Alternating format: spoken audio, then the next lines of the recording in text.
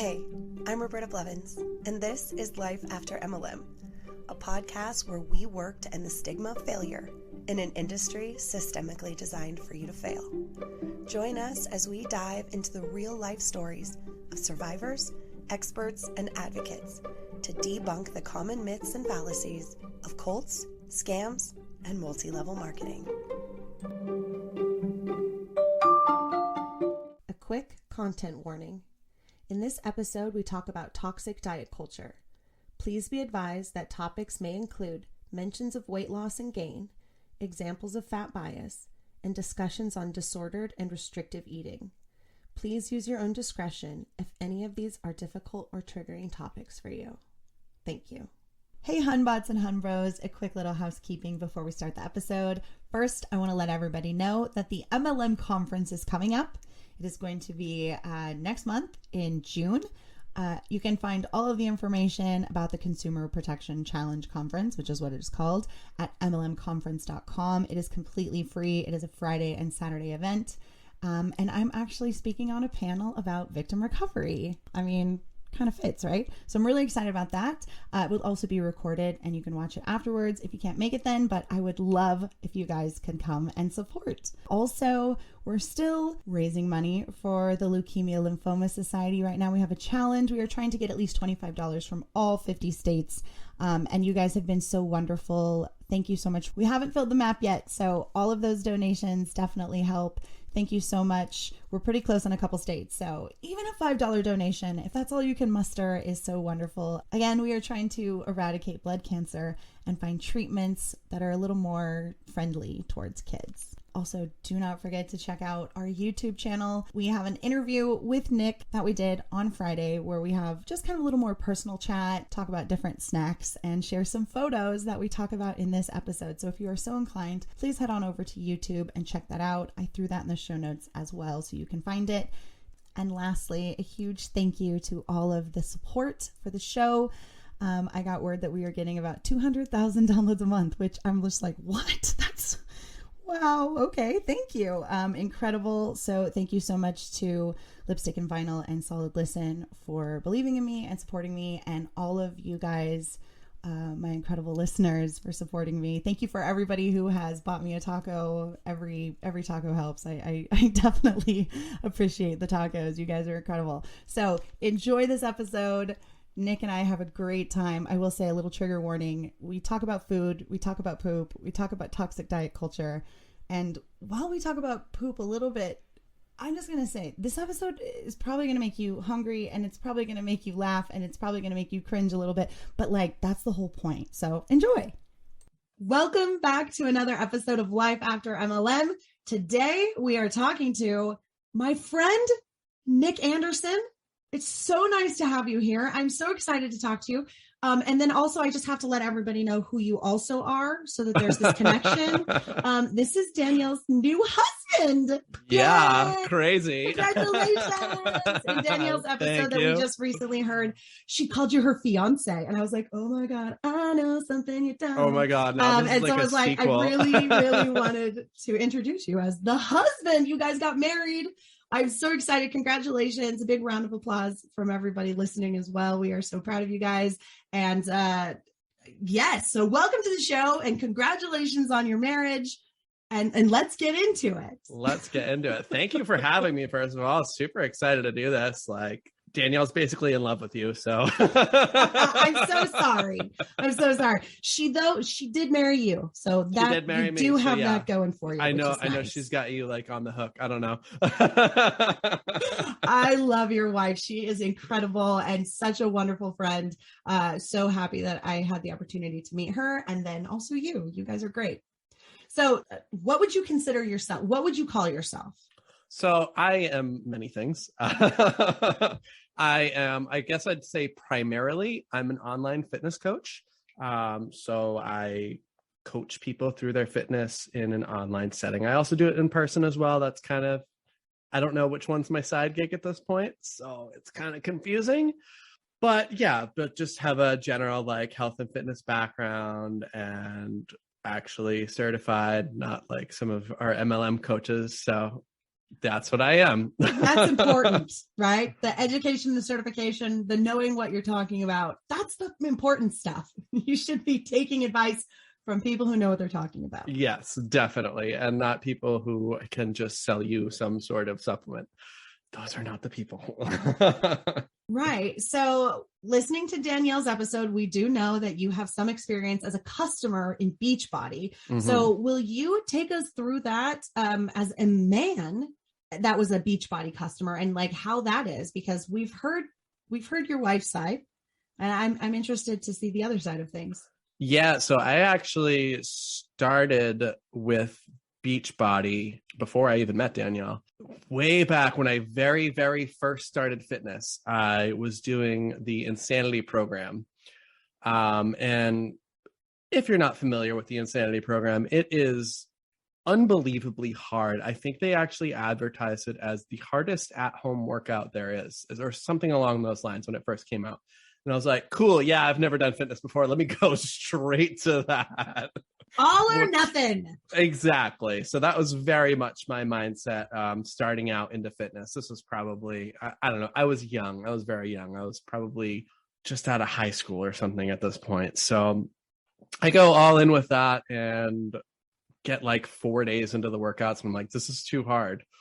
So I quit. And then a week later, I'm like, I'm going to try again. And I repeat the cycle literally for years. Up until I meet Danielle, and I'm still in this cycle at this point. And did you ever complete the whole week of insanity? One time.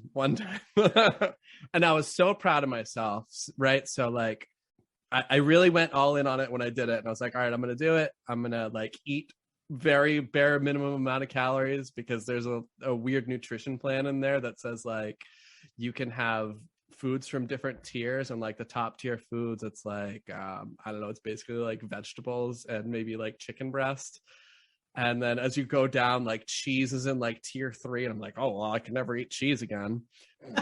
But still had cheese in the house, so like I'd not eat cheese, know the cheese was there, and then at midnight just be shoveling cheese into my mouth right out of the bag. Yeah, no, sounds about right. Yeah, I mean, still do that from time to time because I love cheese, but now I don't feel guilty about it.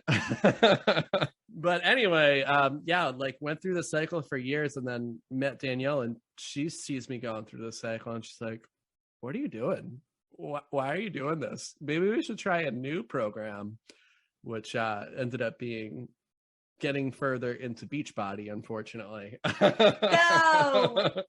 Because at the time, that was the only one that I was familiar with was Insanity. And she's like, oh, yeah, my friend's a Beachbody coach. Let's talk to her. So we got on FaceTime with her, and she's like, oh, you should try this new program from Shaun T. And I'm like, oh, I love Shaun T.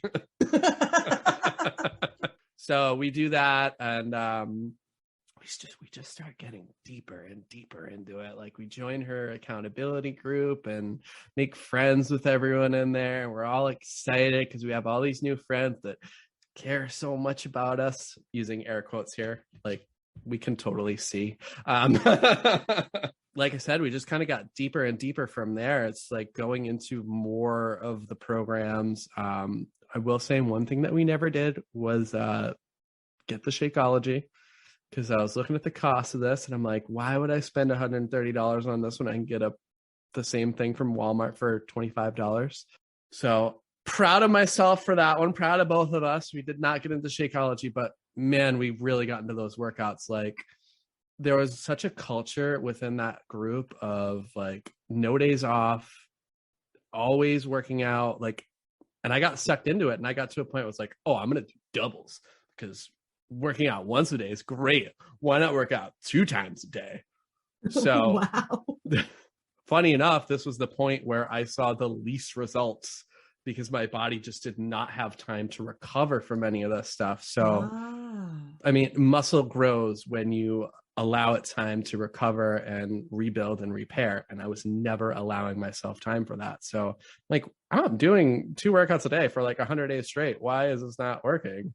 And had no idea until I went and got certified for stuff and was like, oh, that's why that didn't work. You know, I had a similar experience when I went to beauty school, because I had been doing friends' hair, just like using box color. and like weird things that happen. And I was like, well, why does it turn orange? And then I learned color theory and I was like, oh, that's why. It's because like you have all these colors mixed in, like layers upon layers of colors. It's like when you paint a wall and it's like similar, sort of, kind of, no, and yes at the same time. Okay, fair enough. It's more complicated than probably anybody even understands. Fair. Hair is just wild. I don't understand how you can make all these colors happen out of hair.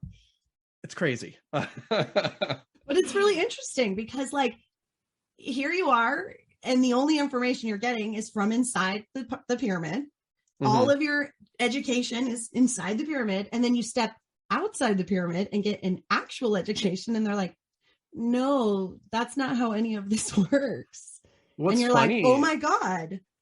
I was looking back, like reminiscing about when I was going through the certification process, and I was still kind of doing Beachbody workouts at the time. I think this was kind of the time where I started to transition out and try to like start doing my own workouts. But I remember reading through the materials and thinking that's wrong because that's not how Beachbody does it.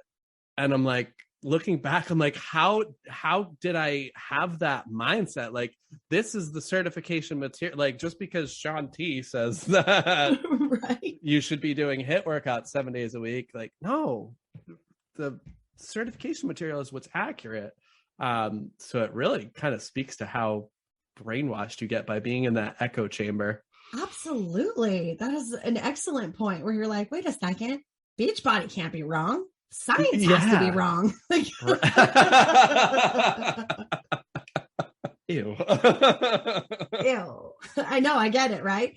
That's crazy. So you get your certification and you start to open your eyes, and then what happens? So from there, I mean, I guess I should backtrack a little bit and really talk about how when we were doing Beachbody, we like really got sucked into the nutrition. And again, if you're not familiar with the nutrition plan, it's very like you can only eat these certain foods all the time, and you can only eat these small portions. Like they made you portion out your vegetables. Like you could only have a cup worth of vegetables with a meal, which is insane. Like so restrictive. Yeah, it's so restrictive. And then I learned about like calorie balance and how you don't have to eat 1,200 calories to lose weight. You can eat more than that and still feel good and not want to rip your hair out. So once I learned that, I was like, wow, I need other people to know about this. So that's when I started to get into actually coaching people. I think one of my first clients, my very first client, was also part of Beachbody. She was in our groups.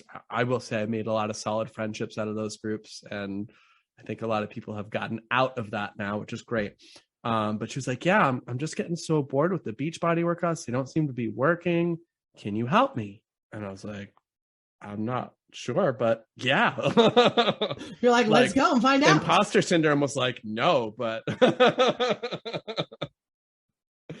but yeah, from there, it just became something that I fell in love with, just being able to help people and teaching people how they can do this without doing what I did, without restricting myself to a container of grapes for a meal. Like those are like the little 21-day fix or whatever. The little rainbow containers. The little portion. They're all square. They're all different colors. It felt it's so fun good when I took them out of our drawer and threw them out. That was like one of the best feelings in the world, is putting those in the trash can.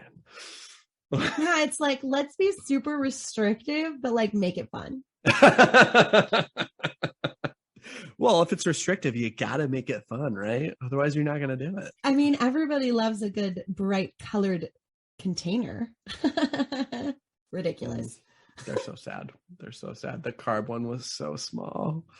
And they considered peas a carb. It's a vegetable. It's not a carb. I'm still mad about peas being a carb, and carrots too. Yeah.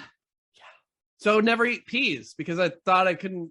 Like I'm not going to trade potatoes for peas. Like I want potatoes. Duh. Oh my gosh. That's ridiculous. Like the whole food restriction thing, like, is such a cult tactic, and like it feeds obviously right into like the toxic diet culture that we've been talking about, and it's just nasty.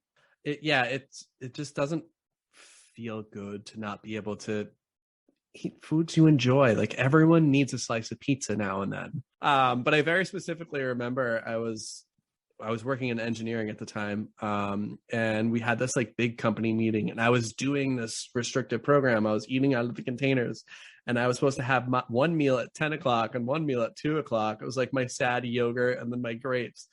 But they provided lunch, and they brought Panera. And I can't have Panera. That's unhealthy. White bread, God forbid. So I declined the Panera, and I was kind of proud of myself at the time for it. Now you have so much shame that you passed up free Panera. Now I do. Yeah. I don't even like Panera. Like, it's okay. It's fine.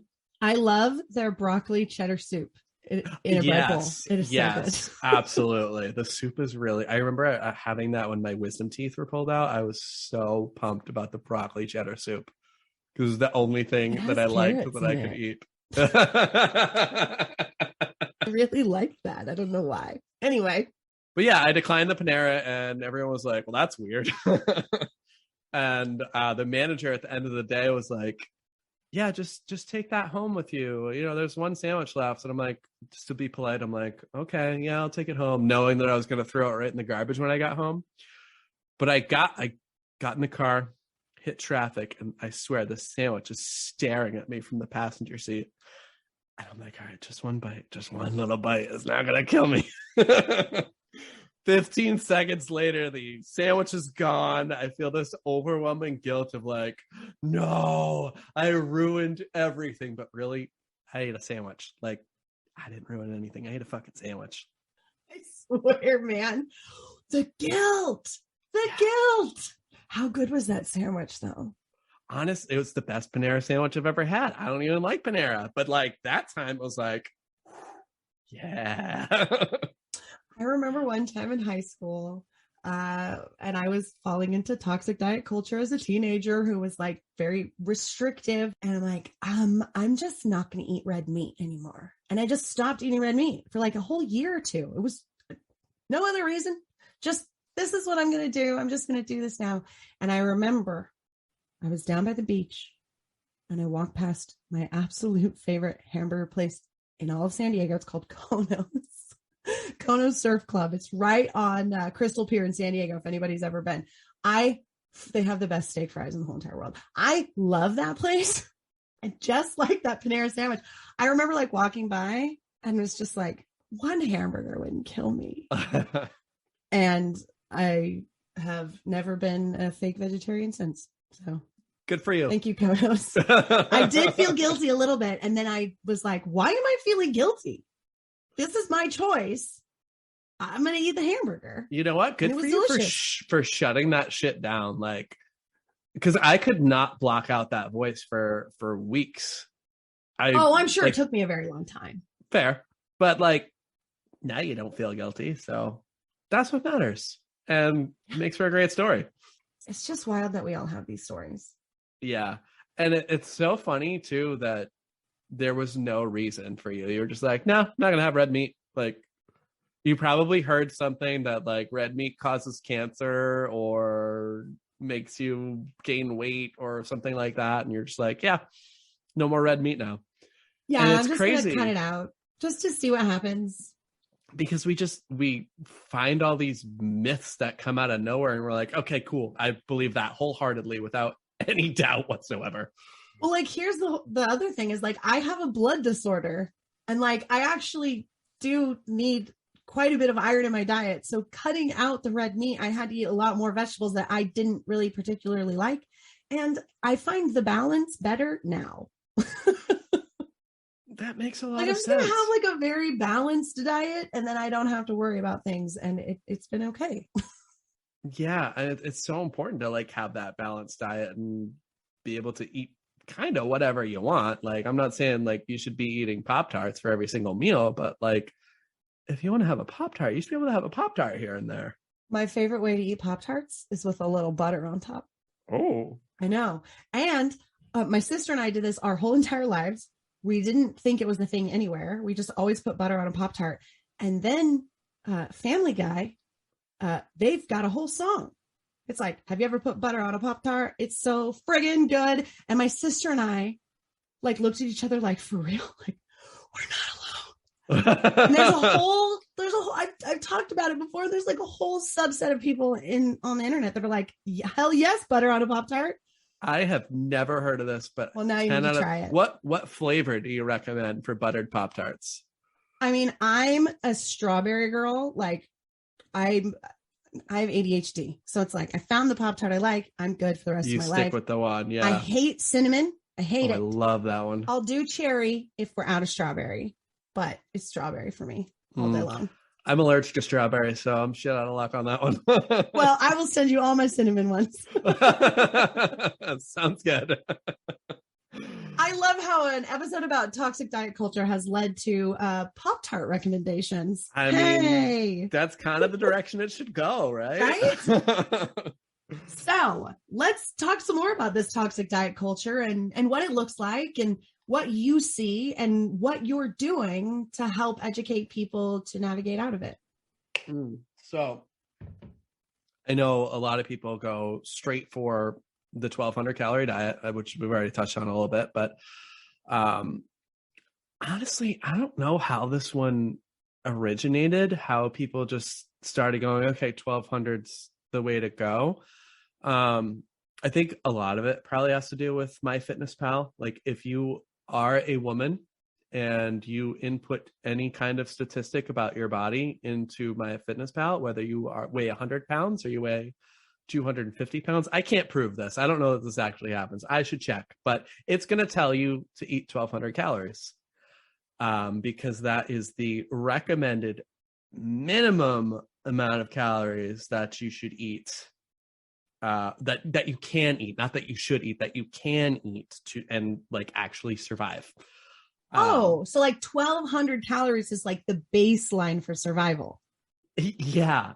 So it's like if you were to go into the woods with just a loincloth, this is the equivalent of that instead of going in with some camping gear and some matches. Like this is you going into a diet with just a loincloth.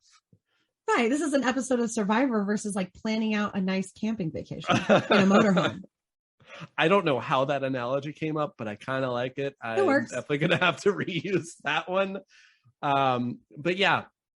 So again, that was one of the other things that I learned is you can eat a lot more calories and lose weight. Really what it comes down to is being in an overall calorie deficit.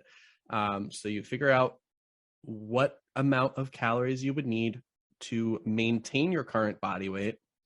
And you basically subtract 250 to 500 from that. And most people see numbers like 1800, 2000. And they're like, what? I can eat that much and still lose weight? And you definitely can. And I know when I tried it for the first time, I was shocked. Mine was 2000. I was like, that seems like a lot, but I'll give it a go. And sure enough, that's how I actually kept weight off instead of just gaining it back over and over, losing it, gaining it, losing it, gaining it. Yeah. Yeah. You know, I've noticed, and I know this isn't for everybody, and this is obviously not medical advice because I am definitely not a doctor, but like I've been more toward like just intuitive eating where I just sort of eat when I'm hungry as opposed to like having this set time. Because I am from the clean plate club generation of like, if you put it on your plate, you better friggin' eat it, kid. So like for me, I'm like, I'm not hungry. So I'm just not going to put anything on my plate. Like I know everyone's eating, but like, I'm not hungry right now. I had a late lunch. I don't think I need to eat dinner with everybody if I'm not hungry. And it's weird, but like it works. Yeah, it totally works very well for some people. And not so much for others. I think some people are very good at being in tune with their own internal hunger cues. And other people are like, I want to eat. I'm not hungry, but I'm going to eat. And that makes that intuitive eating thing kind of hard for them. But I think that's something else that I've learned as being a fitness coach is one solution doesn't work for every single person. And that's something that MLMs kind of do. It's like, here's the one solution. It's for everyone. So if someone were to do well with intuitive eating, I'd be like, yeah, like, let's do that. Listen to your body, eat protein, eat vegetables, and you'll be doing great. Yeah, I think that's a great strategy.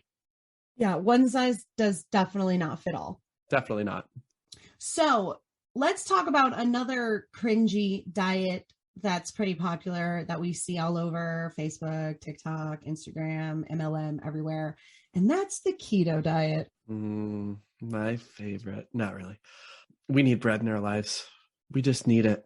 No, but seriously, carbs are important for your body. It's your body's main source of energy. And one of the things that the keto people say is if you don't eat carbs, your body will use fat for energy. But that's like trying to charge your phone with a potato. Like, I'm just going to stick my phone in the electrical outlet. Like, sure, I could do it that way, but yeah. And like, keto works if you're in a calorie deficit. It has nothing to do with whether you have carbs or not. And I want to be clear, when I say calorie deficit, it doesn't mean that you have to like track your calories or anything. As long as you're in a calorie deficit, whether you're tracking or not, you'll lose body fat.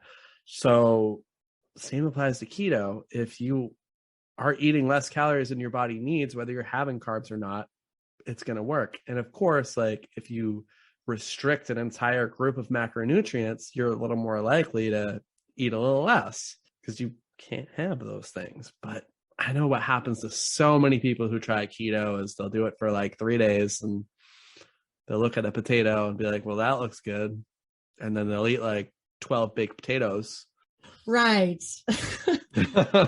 It is interesting. It's interesting. And again, the diet industry is a multi-billion-dollar industry, and their failure rates are disgustingly similar to multi-level marketing companies. That is a very good point. I never thought of it that way.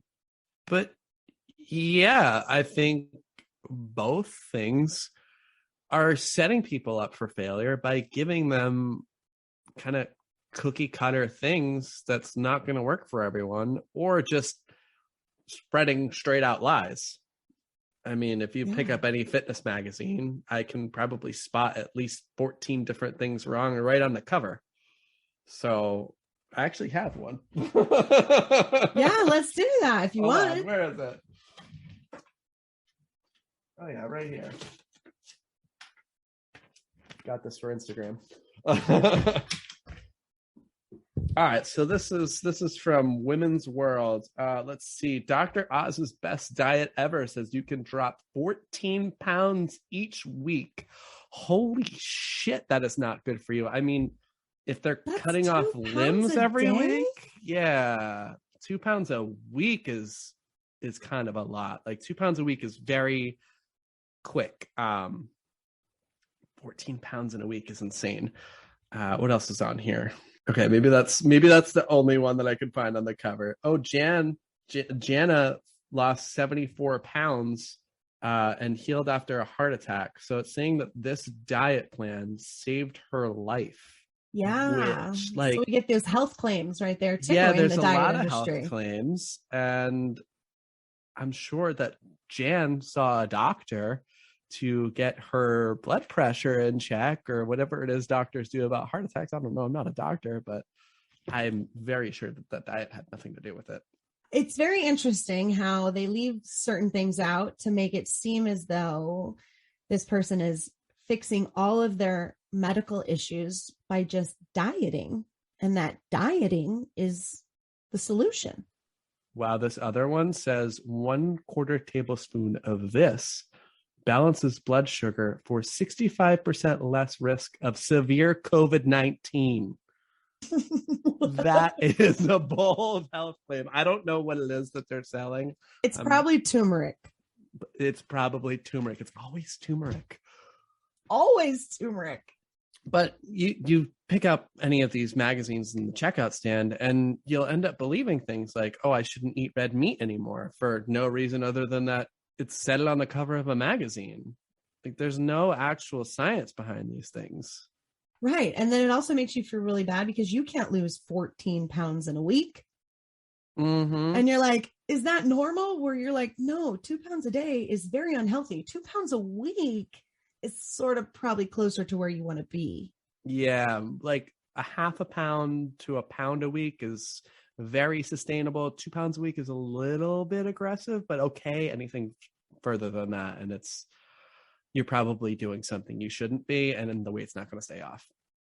Right. So let's talk about these sort of diets where you lose 10 pounds and what they really are. You know, you're doing a cleanse or something. What's actually happening? Yeah. So most of the time what's happening there is people are losing water weight very quickly. And the funny thing about water weight is you can lose it very quickly, but it's going to come back just as fast because your body needs water in it. I mean, that's one of the things that works about keto, especially in the beginning, is once you start getting rid of carbs in your diet, there's not going to be as much water in your body because your body holds on to water when you have carbs, which that's fine. There's nothing wrong with having water weight. So once you cut that out, your body's going to shed that water very quickly and be like, wow, I lost 5 pounds in a week. That's awesome. I should keep doing this. And then the next week, that water's still gone. So you don't actually lose anything. And then you start to get frustrated. And then you eat the 14 baked potatoes we talked about earlier. Right. Yeah. It's scary. People just don't know. And these sort of things take advantage of the fact that we don't know. We don't know about diets. We don't know about fitness. And so they take advantage of us with these, one size fits all programs that are just more harm than good. And it's really unfortunate. And you've got everybody and their grandma giving you advice about what they should do. Like your cousin at your family cookout is like, oh yeah, I tried the diet, or I tried the carnivore diet and I lost all this weight. And your cousin Chuck doesn't know anything about fitness, health, or anything. Like, you get so much, because I think everyone's interested in fitness to some degree. So everyone has something to say about it, but not everybody's qualified to give the advice. So you get so much information mixed with misinformation. You don't know what to believe. Really sets people up for failure. Yeah, that's really unfortunate. So from someone who is in the fitness realm, people listening that maybe want to add a little bit more fitness to just their daily life, like what are some really easy changes that people can make and habits that people can start that aren't going to be like super imposing on what they're already doing every day? Great question, because I think the best way to just kind of get started is to start small. Like most people, like myself, was like, I'm going to go and do the hardest workout ever advertised on TV. Don't do that. Start small. I think walking is probably one of the most underrated exercises there are. If you're getting like anywhere 6,000 steps and up, like you're doing so much better than if you were to just be sitting at your desk all day. So making small changes like that, adding vegetables to your meals, just eat a vegetable with every meal, eat a little more protein. You don't need to go crazy and just like start counting calories right off the bat, or start restricting calories or an entire macronutrient group right off the bat. Just start small. And you don't have to eat vegetables that you don't like. There's all kinds of vegetables. There's incredible recipes and different ways to prepare vegetables. If you guys are those people out there that are going, I don't even like vegetables, I feel like we could really share some amazing recipes on Instagram and stuff for some healthy ways to eat vegetables that make them taste really good. Because I hate broccoli, but I have an incredible recipe for this like creamy garlic broccoli. It's insane. Ooh. But I hate broccoli, y'all. I hate it. But I like broccoli cheese soup. I don't know. You know what I mean? I can't do it plain, but if you dress up that broccoli, throw some cheese on it. You're good to go. Like that's really all you need. Honestly, Brussels sprouts in the air fryer with some Parmesan cheese on top. And a little balsamic vinegar. Like so good. Yeah. You're just like an omelet in the morning with some peppers and onions in it. Super simple. Onions are great. I love onions. I like to put onions in so much. Onion and garlic can make everything taste really good. I always joke that it's like the what smells so good starter pack. It's like a little bit of olive oil, a little bit of garlic, a little bit of salt, a little onion. That's what it is. So yeah, it's walking more, eating more vegetables, eating more protein. I think most people aren't getting enough protein in their diet. Yeah, what are some good ways that we can get protein that maybe isn't necessarily meat? Good question. Meat is definitely going to be the easiest way to do it. And I think a lot of people, their portion sizes of meat could be larger. Like if you're really struggling to get more protein in, just add more protein to your plate. Just you're having 4 ounces of chicken, have 6. Great. Non-meat sources, Greek yogurt is like one of the most underrated things ever. Use that shit as sour cream. Like you don't even notice the difference. It is so good. Yeah, seriously. Also, it's got all those probiotics and shit in it too. So get that good gut health. I talk about poop all the time. You get some great poops when you have Greek yogurt. That's proof that your gut's doing what it needs to be doing. So that's a really great natural probiotic and source of protein. And Greek yogurt is delicious, and it comes in all kinds of flavors. Mm-hmm. And I know there's added sugar, but I like the mango kind. That's sorry, okay. Y'all. Well, if you know what, that's okay that there's added sugar in it because it's about balance, right? And it's about actually eating it. And I don't think I would if it didn't have sugar in it. Yeah, exactly. Like I probably have a couple of Oreos every night. So, and I'm doing fine. And I'm doing great. I'm doing great because I have a couple of Oreos. It's those, yeah. I mean, my favorite cookies right now are the Tate's Bake Shop, the chocolate chip. It's like those really thin, buttery cookies that come in the green bag. Oh my God, I don't think I've seen that, they're so good. Sounds good. What are some other good sources like beans, nuts, that sort of stuff? I love hummus. That's a pretty good source of protein, yeah? So most people are like peanut butter is a source of protein. It's got some protein in it. It's mostly fat. There's nothing wrong with it. So same with nuts, same with hummus. Beans is mostly carbs, but you get some tag along protein with it. So that's a good thing to go for. Like I wouldn't use it as a main protein source. I would definitely stick with your meats, your Greek yogurt, cottage cheese. If you're weird and you're into that, I hate it. But if you like it, yeah, it's so bad. But there are some freaks out there, you know? Well, here's the thing. In the 1980s, that my mom like did a cottage cheese diet and like just ate cottage cheese with salt and pepper all the time. And like I had to eat it. And I have not eaten it since. Like, was that the entire diet? It was probably like in a cantaloupe or something ridiculous. So I don't like those either. So I was like, pass on this entire idea. Funny side story. One of my best friends when we weren't in high school together, but sometime when he was in high school, he wanted to lose weight. So he ate only whipped cream. I don't think he lasted very long on that. Just like he just had a can of whipped cream with him all the time. And just would squirt whipped cream. So that's weird. Don't recommend that either, but I think it's kind of hilarious that he tried. Like, I'm sorry, it's kind of mean, but it's kind of hilarious. It is interesting, sort of the crazier diets that we do, like these juice cleanses or these like, I'm only going to eat cabbage broth for 8 days and then I'm going to drink cayenne lemon juice. Oh, I did that one. I did the cabbage soup diet too. I made it 3 days. You want to talk about poop? Like, we'll just end that. We'll end that part of the conversation right there. You can I had a friend who wanted to do this crazy diet and she was like, will you do it with me? And I was like, fine, whatever. And it was the weirdest thing. It was like one day you could only have bananas and like the next day you could have like something. It was the weirdest. That was the one diet. That was like the first day you can only have bananas and you can have as much cabbage soup as you want. And then the second day you can only have vegetables and as much cabbage soup. Yeah.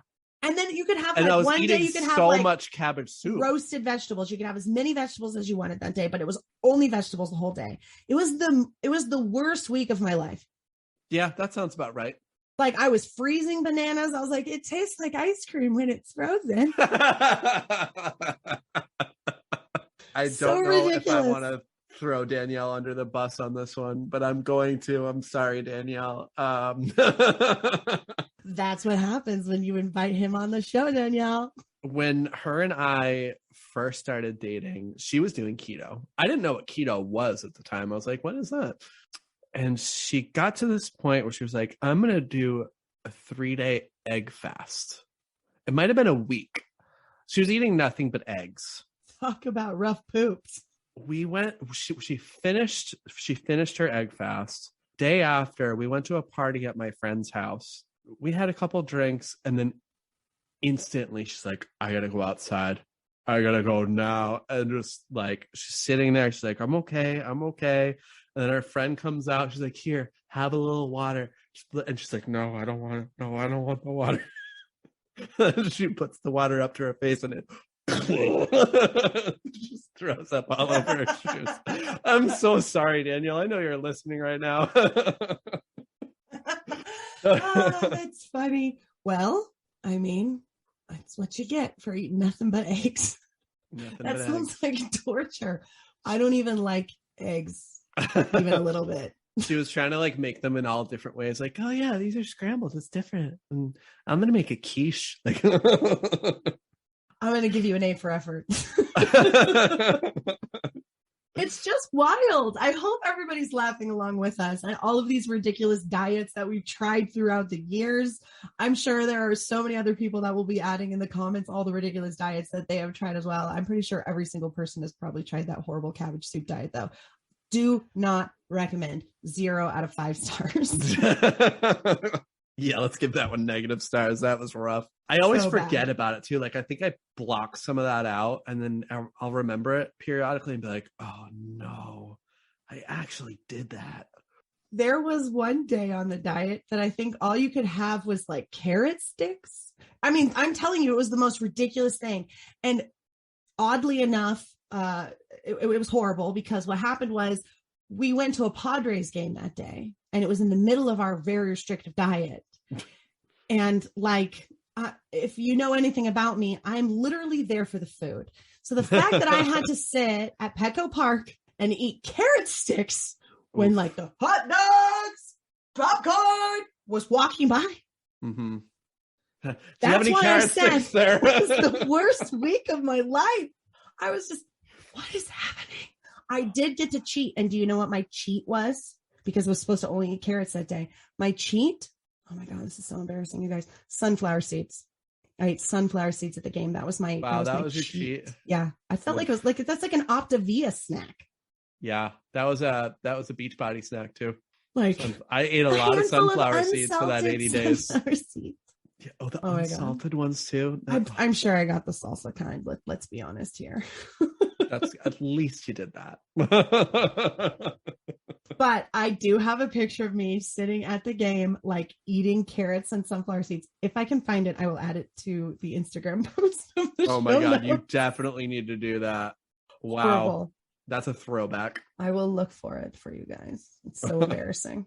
Well, so let's talk about what you're doing now, what you have started, and if anybody is interested in reaching out to you, like how they can contact you and like what you offer. Yeah. So basically what I do, everything's done online. So I write everybody's workout programs for them. I give them some nutrition guidelines, and these are very different for everyone. Some of them may be calorie based. Some of them may be here, like go with these portions, have this many plates of food, or just listen to your body and let's check in about that. Everyone gets like a spreadsheet that we can both look at for accountability. So I can see what you're doing. I can see how you're doing. You can ask me anything you need to. We do monthly check-in calls. That's actually a new thing. We're starting that soon, so that's going to be fun. And yeah, exercise technique, you get to learn about that. I ask people to like shoot videos of themselves at the gym or at home, look at your squat and say, that looks great, or keep your heels down. Like, yeah. So you can find me, my website, NickAndersonFitness.com. I'm on Instagram. I'm on TikTok. I don't think I'm on any other social media, just those two. Nick Anderson Fitness. And my podcast, everything is Nick Anderson Fitness. Just search for Nick Anderson Fitness. You'll find me. It's very original. It's very creative. It's such a great name. I can't believe I came up with it all by myself, but you are hilarious. I'm so happy that you came on the show to talk about this toxic diet culture and fitness and all of this bullshit. It needs to stop. And I'm hoping that if we can bring more awareness to it in 2022 and have more people on the anti-MLM side that are educating about health and fitness so that the people that follow them don't get stuck in another pyramid scheme, even better. There are definitely some great anti-MLM people out there who are educated in fitness as well. I've definitely followed a few and I'm like, wow, this is a thing. It's going to take off. Yeah. It's very exciting to see. It's really exciting. And I'm so happy to add like the fitness and the health and wellness circle into our humongous Venn diagram of anti-MLM people. Because even though you're not making anti-MLM content, you are creating content that does not and will never include multi-level marketing. That to me is anti-MLM content as well. I still get Herbalife reps in my inbox though. Do they want you to sell their stuff to your fitness? Well, they think since I'm a fitness coach, I would be a perfect fit to help sell their stuff because it would go hand in hand with exactly what I'm doing. Right. Yes. Yuck. Yes. Yuck. By the way, their protein shakes only have like 5 grams of protein, which is ridiculous. Like that's not what? It's like eating peanut butter. Like it's not a good source of protein. It's got more carbs and fats than anything else. I don't know if you saw the fake Monet protein meme that I posted. I did on Instagram. God. I literally found that because I was like scrolling through something and I found this woman that sold it, and it was a picture of her doing a protein shake or something, and I saw that it was so I slid over, and then that was the photo, and I was like, wait a second, and I'm like, 100% flesh based. That was the first thing I saw. I was like, yeah, that was also the first thing what? I saw. I was like sand grit texture. And then I think it says like 2 grams of protein and sugar is what it just says, sugar or something. Sugar. It's hilarious. Unfortunately, a rep actually used that in her post. Did she not look at it? I feel like a lot of them don't. They just see and share. They just see it and go, oh, there it is. You know, because if you Google the image and you see it, because I think it's the official image that somebody just sort of photoshopped over, and it's a poor Photoshop. That's why it was just really funny. Like the font hangs off out of the bubbles. Yeah, and you things. could It's tell. really funny. Like it's definitely fake. Right. But I think to somebody who's just like, oh crap, I forgot to post today, like doing that and grabbing one, maybe they didn't recognize that it was that. But it was very funny, and I laughed and I sent it. I think I sent it to Danielle, and I was like, is this real? What is going on here? Am I crazy? Does this say flesh-based? Oh, I'm dead. I love all the reshares amazing. of just nothing from all the MLM reps. Like they just clearly pick something off someone else's page and screenshot and go, there you go, and join my pyramid.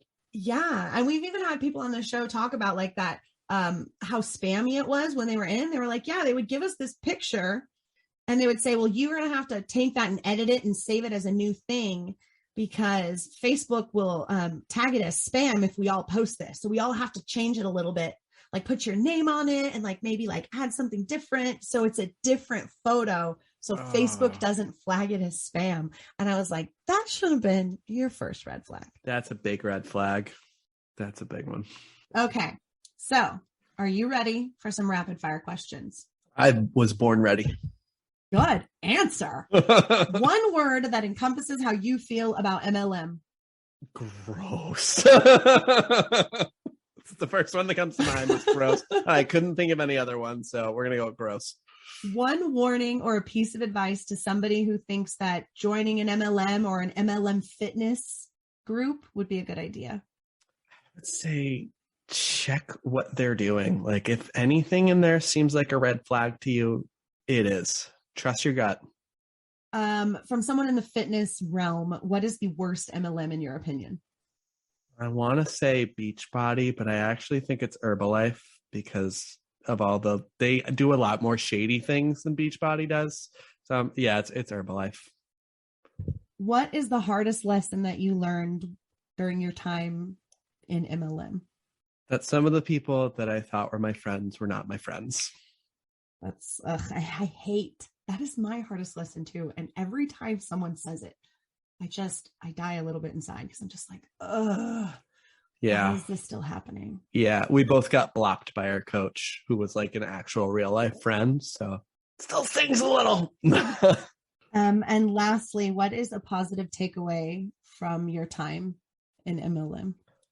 I learned a lot of wrong things. And now I know that other people are going to try to do those things. And I know that I can try to help them not. So I don't want to see them go down that same path that I did. I love that. That's great. Thank you so much, Nick. This was so fun.